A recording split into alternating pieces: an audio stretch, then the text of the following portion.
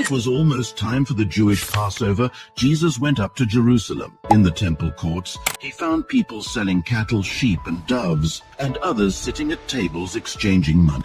So he made a whip out of cords and drove them all out of the temple courts, both the sheep and cattle. He scattered the coins of the money changers and overturned their tables. To those who sold doves, he said, "Get these out of here." Stop making my father's house a marketplace! You often hear phrases where Christians argue with non-Christians, saying that God loves everyone, that we must love everyone, forgive everyone, and never show aggression under any circumstances. But is it true that Christianity only preaches these things and forbids a Christian from using righteous force? This video aims to clarify that, addressing what nobody seems to talk about.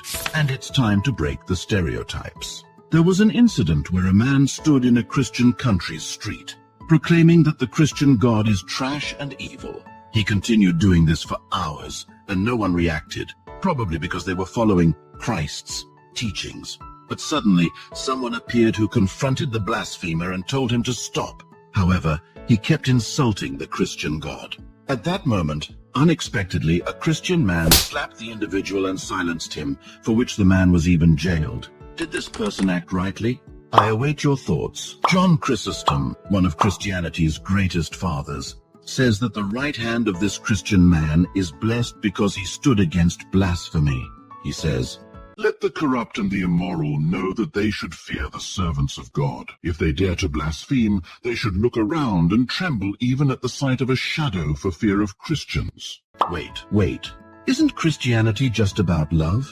Isn't this in contradiction with Christian values? Let's find out. Christ says not only to love your neighbor, but also your enemy, and even withholding prayer for them is a sin. Yet, according to the gospel, he enters the temple, drives out the merchants for disrespecting God's house, and also the apostles carried swords.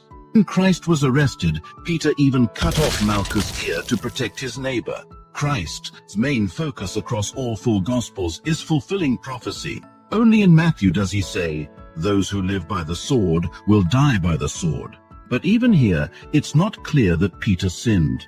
Christ's key instruction to Peter was to let prophecy be fulfilled. Moreover, the Apostle Paul says in Romans 12:18, "If it is possible, as far as it depends on you, live at peace with everyone," indicating that physical conflict or confrontation may be necessary without it being sinful.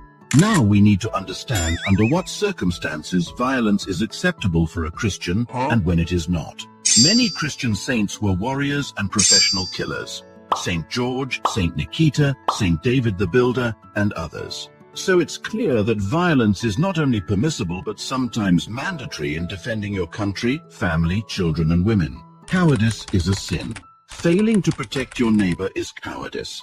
However, in today's world, things are different.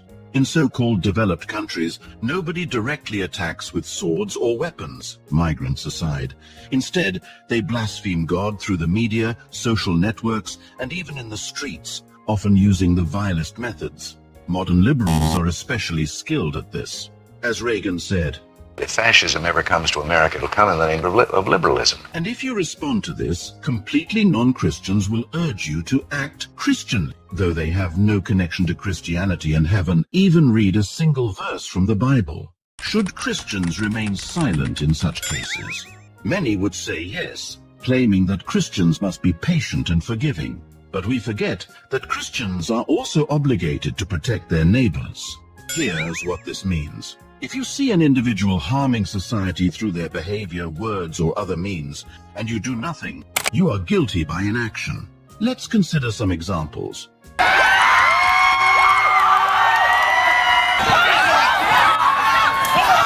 These individuals confronted a person who is simply a preacher of Christianity, attacked him, yet he could not give an adequate response. Now, imagine someone who is confused, doesn't know the purpose of life, and isn't familiar with Christianity sees this. That person might think, why would I want to be part of a group of people who seem so weak they can't even stand up for themselves? This could give them the wrong idea that Christianity is about being weak, which isn't true. This is a simple example. Let's move on to something more serious. When someone spreads misinformation about Christianity, God, or Christian metaphysics, morality, and spirituality, Christians are obligated to intervene and express their views.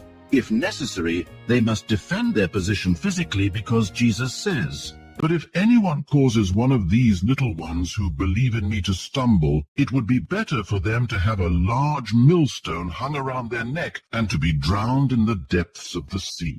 When you see that someone could stumble in their faith due to aggressive liberal propaganda, you are obliged to protect your neighbor and respond appropriately. Moreover, the promotion of sin has become more common today, with claims that homosexuality or the existence of 98,089 genders aligns with Christian norms, as well as teaching immoral things to children.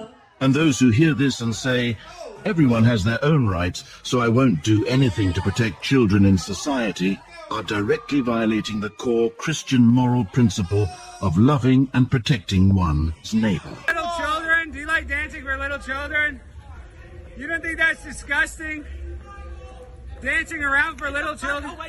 You are letting them ruin the lives of children while hiding behind the excuse of freedom of speech. Avoid interfering in this matter and only protest peacefully, though whether you even protest is questionable. Despite the risk of ending up in prison during a confrontation, you are obligated to defend your neighbor. What these people did are the actions of those who stood up against all this on July 5, 2021, and some of them ended up in prison. However, aggression must always be proportionate to the crime. Christians must not let emotions override reason and commit excessive violence. For example, it's obvious to everyone that killing someone over a pointless argument or even for an insult is unacceptable. But expressing justifiable aggression is a Christian act, and failing to do so is wrong. Jesus Christ himself demonstrated this by driving blasphemers out of the synagogue. As for loving your enemy, which Christ mentions in Matthew's Gospel, "You have heard that it was said, 'Love your neighbor and hate your enemy.' But I tell you, love your enemies and pray for those who persecute you." this means you shouldn't hate the person, but should despise their sins and pray for them to leave sin behind. However, if their actions oppose or endanger Christianity, society, or your neighbor, you must stand against them and use proportionate force to stop them. Regarding capital punishment, historically, many Christian countries practiced it, even under saintly monarchs. This indicates that the death penalty can be acceptable in Christianity under specific cases. My opinion, as the text's author, is that it's permissible only when someone poses a clear threat to society or the collective.